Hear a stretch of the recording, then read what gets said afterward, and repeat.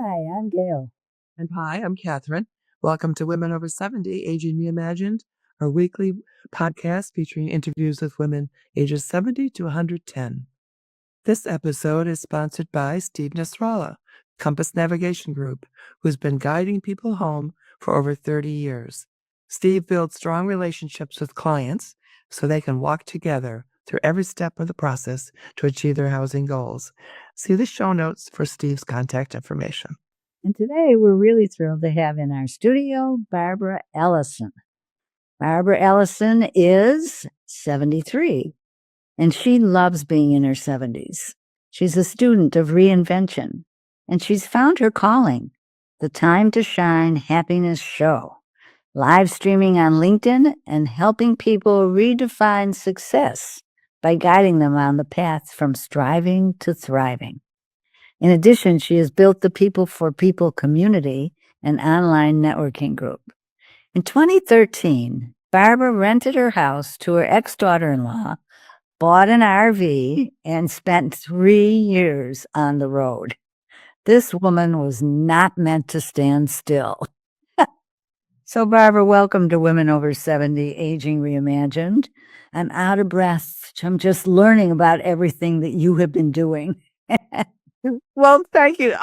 First of all, thank you so much for having me on. I mean, this has been such a journey. And that's how I'm looking at it now, is that aging is not a number. To me, age is just a thing, a date on the calendar. Right.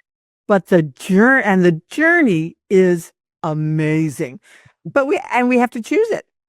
So yeah, love it. I love being in my 70s. And I feel better now in my 70s than I did in my 40s, 50s, and 60s. Good. So last. Where did this journey begin for you? You know, it started with a tragedy.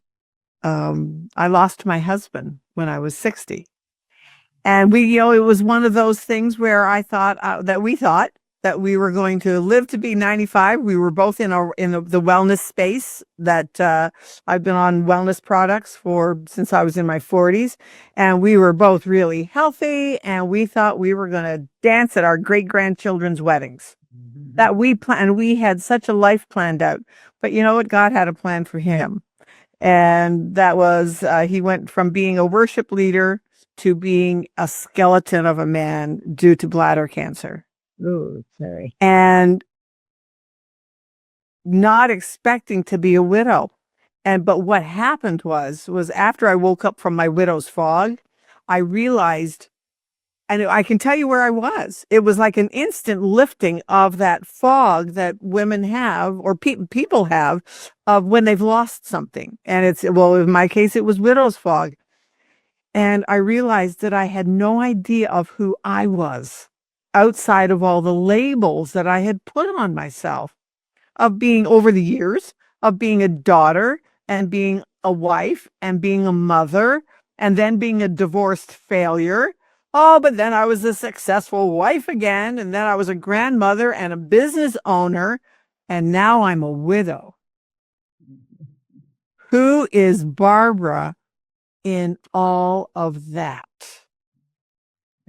And ladies, it was the scariest moment, I think, of my entire life.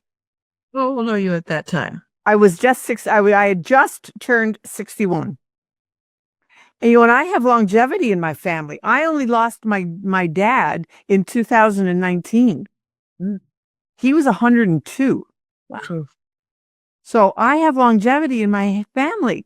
And I knew that it's like, oh yeah, Barbara, what are you going to do for the rest of your life? You potentially have, like, I grew up with the mentality, and my dad said it to us all the time, that he was going to live to be 100 years old. He was going to get his letter from the Queen, and that he was going to be retired longer than he worked. Those were his life goals. And I saw that play out in so many things in his life. And he lived to be 102. At 100, he did get his letter from the Queen. I have it on my wall, and I look at it so often, because that's where that was it. That was his thing. And that's how I grew up. So here was me at 61, first one of my sisters to lose her husband. So then I went from being part of a group of 8 to being, the first one to lose my husband. So then if we were in a group, then I was the 3rd or the 5th or the 7th. It was always an odd number because I had lost my husband. And it was not good, not fun.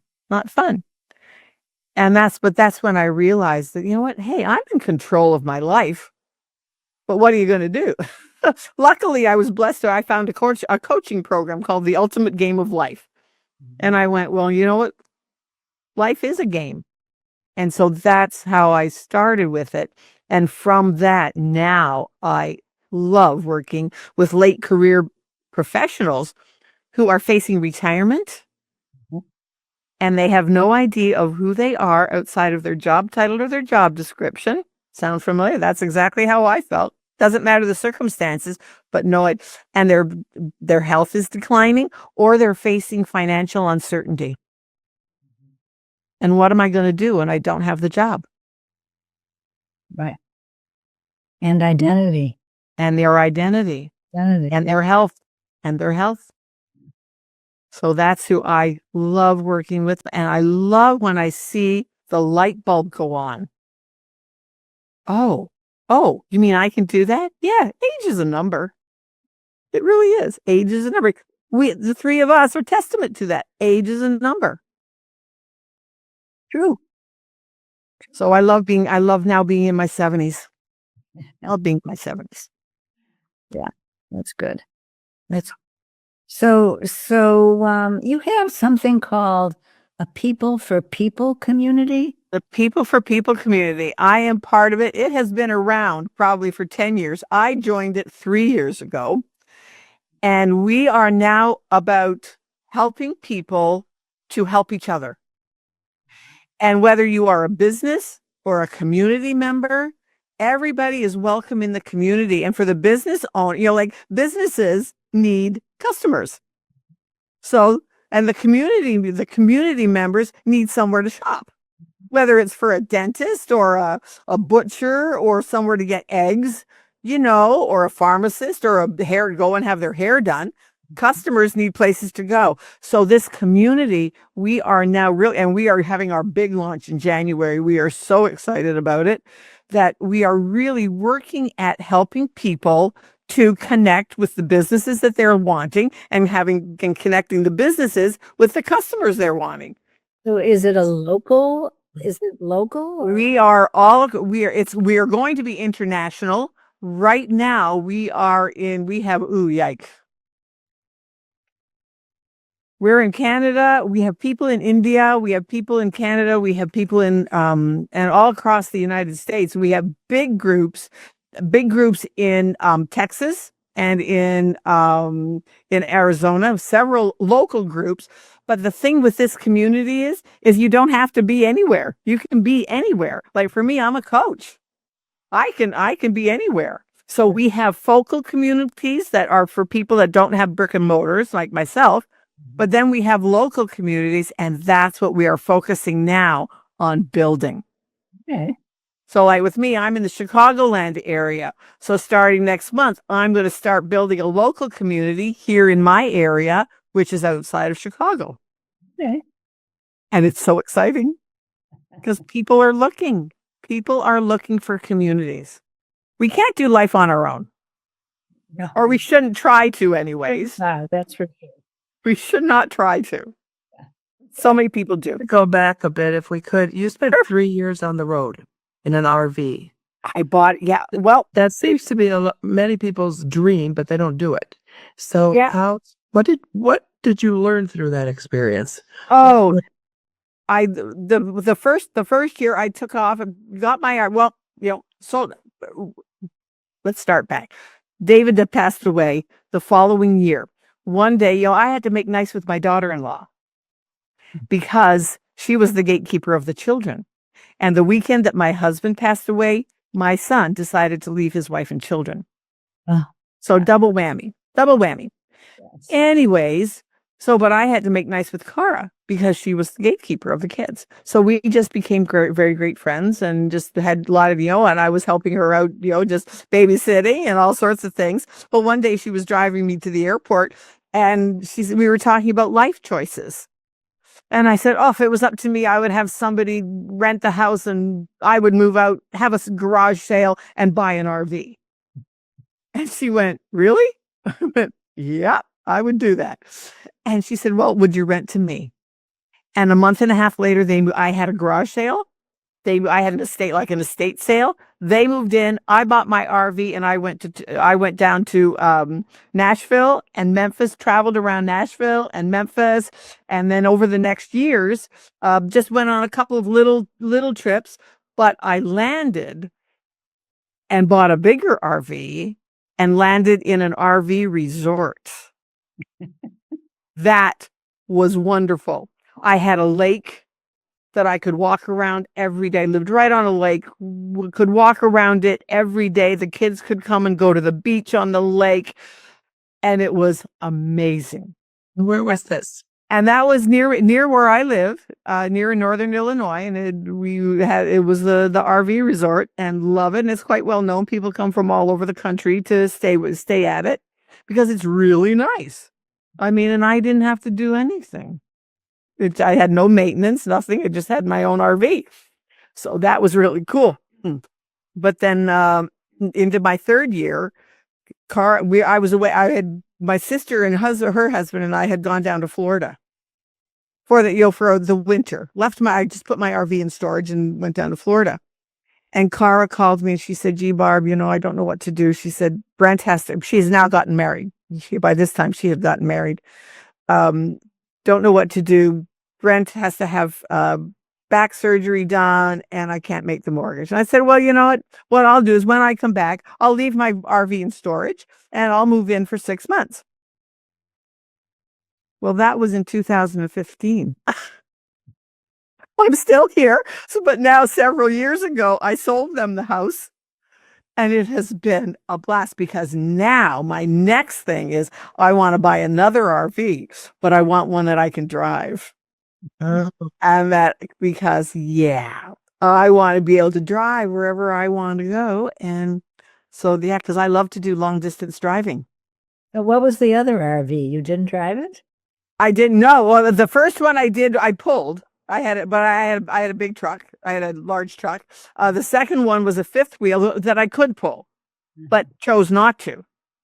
I parked it at the RV resort, and because I had everything. I had a lake. I had everything. So, and it was close to home. The kids could come over whenever they wanted to. And in the wintertime, there was lots of activities. There was cross-country skiing. There was, we could go around on snowmobiles. So it was perfect for me. Were there any downsides to traveling around like that? I'm sorry, what? Were there any downsides to traveling like that? Oh, yeah. Just the physical downsides of it. Going places that, I shouldn't be here with an RV.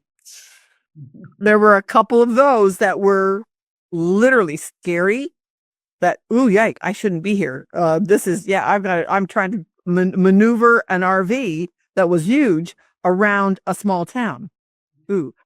Know your route. Weren't welcome. Not try to go off the beaten path with an RV. I think one of the biggest lessons was just the independence of it, of having to do it myself. However, also having to ask for help. That was a huge thing because I was not brought up to ask for help. Yeah. You pick yourself up, if something goes wrong, pick yourself up by the bootstraps and go on. And there were times where I had to say, okay, I cannot do this. How do I get my RV out of here? Or how do I get my RV into here? And that was huge for me. And of asking for help, of going, okay, my pipes are, my hose is bursting because of the cold. Yike, what do I do? No clue. Had to ask for help. So that was, I think, one of the biggest things for me was having to ask for help. because I wanted to be the independent woman. When did you decide to get into LinkedIn and the Time to Shine Happiness show? How did that all come about? You know what? This is one of the things that I ask people, my clients and stuff. I ask people, what was something that you always wanted to do as a kid? So I'm going to age myself. I can remember getting our first TV, and watching like the Ed Sullivan Show. And when we progressed from having the radio shows to having the TV show. And I can remember saying to myself, wouldn't it be fun to have a TV show? As a kid. Yeah. Well, then 3 years ago, my girlfriend, I was in a group called the Women's Prosperity Network. And one of the gals I was in the local group of Women's Prosperity. And then the leader, her name's Barbara Beckley. And hi, Barb, how are you? She's Barbara Beckley. And one day she called me and she said, you know what, Barb? She said, I'd like to, you're a happiness girl, because I'm on a mission to make happiness the norm rather than the exception. Because I truly believe that each and every one of us, we deserve to lead happy, healthy, debt-free, abundant lives. Okay. It's written in the word. That's what we are meant to have that. So one day she said to me, gee, Barb, I'd like to start a little show called, something about happiness. So we started on Facebook, the Happiness 101 show. And we did that. Well, that was almost 6 years ago. Well, then she got introduced to E360 TV. And she said, gee, Barb, let's move to E360 TV. And I went, okay. So now we are on the Diamond Factor Network under E360 TV, and we have the Time to Shine Happiness show. And I'm excited that you ladies are going to come on next month. We're going to have a blast. And just introducing people to ways that they can be happy. And it has been, well, from there, I got the bug that I wanted to do more shows. And then a friend of mine introduced me to doing LinkedIn Live shows. In fact, I did one just this morning. And the one on LinkedIn Live is called Striving to Thriving, Redefining Success. And what we talk about there is we all have our stories. We have our backstory of where we were when we knew something had to change. And it can be in our family, in our circumstances, in our finances, in our job, something. I cannot go on like this another minute. And then we have our decision story, which is, okay, this is what I'm going to do. And then we have our pivot story. How did we take our decision, change our own lives, and now what are we doing to change the lives of the people around us that are maybe going through the same thing? How are you redefining success? Because so many people, and this is one of the things that I say so often, right now, people are going from being burned out and unhappy to living their best life. The thing is, though, they have to confront and conquer the fear of change. So many people don't want to change. So if they can conquer that fear of change, and this is sometimes where they need help, and this is where I come in. Let's conquer that fear. Number one, what is the fear? What's the fear? For me, it was like, what are people going to think? Heaven forbid, you're 60 years old. What are people going to think? Well, so what of what people think? I have come to the conclusion. So that's where it is, but that's where it started. So now I love doing my LinkedIn Lives because the subject matter is always the same, but the stories are all different and how people have redefined success in their lives. And that's something that we need to do. And we need to do it more often and not wait until we're in our 60s and 70s to do it. I want people to start doing it in their 40s because they've climbed the corporate ladder. They now have, the corporate ladder to get them to the corner office. So now they have the corner office, they have the big income, they have all the prestige, they have all of the whatever that X is what they've wanted. And now they're saying, is this all there is to life? Too often it happens. And so often it happens. And they realize that they have built their corporate ladder, but they've leaned it against the wrong building. And I think one of the favorite things that I say to people is that, so many of us have been brought up, and maybe it's an age thing. So many of us have been brought up that you do this, do ABC so that you can get D, E, and H, or whatever the letters you want to use. And then you'll become XYZ. I want people to totally turn that around. Make being who you are meant to be the ABC. Who are you? What is your bent and leaning? What is your gift and your talent? Who are you going to be? Because once you are who you're supposed to be with your gifts, your talents, all of that, then you'll do what you're supposed to do, and then you'll have everything that you could possibly want in your life. Oh, so many people are like, oh, that makes sense. Be first. Clients coming up from a corporate background, corporate work. Yeah, Absolutely. absolutely. To prestige and demanding jobs and high salaries and Right. And what are they going to do when they don't have that?